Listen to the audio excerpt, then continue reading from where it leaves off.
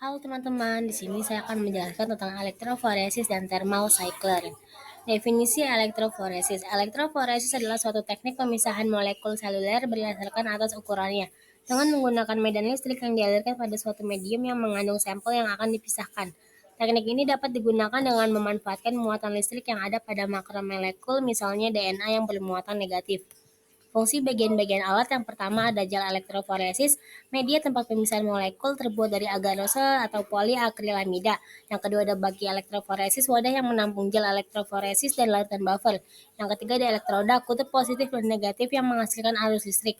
Yang keempat ada sumber daya listrik menghasilkan arus listrik yang dialirkan melalui gel elektroforesis.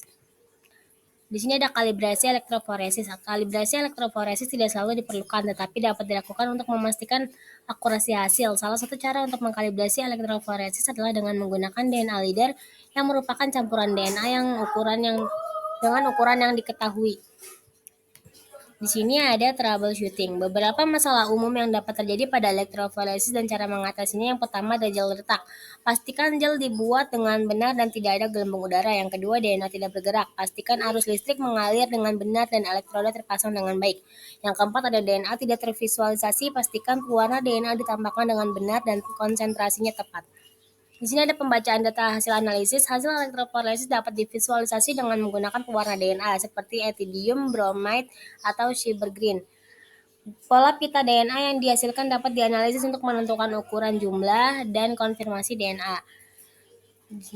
Thermal cycler. Definisi thermal cycler adalah alat yang digunakan untuk melakukan reaksi polymerase chain reaction atau PCR.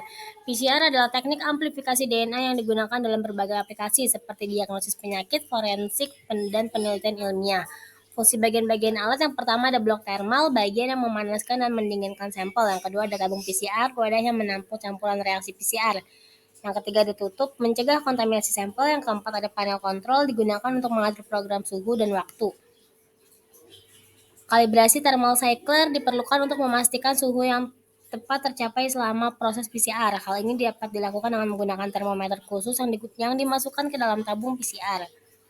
Adapun troubleshootingnya, yang pertama DNA tidak teramplifikasi. Pastikan campuran reaksi PCR dibuat dengan benar dan semua bahan ditambahkan dengan tepat. Dan yang kedua ada hasil PCR tidak spesifik. Pastikan primer yang digunakan spesifik untuk target DNA. Yang ketiga ada kontaminasi DNA.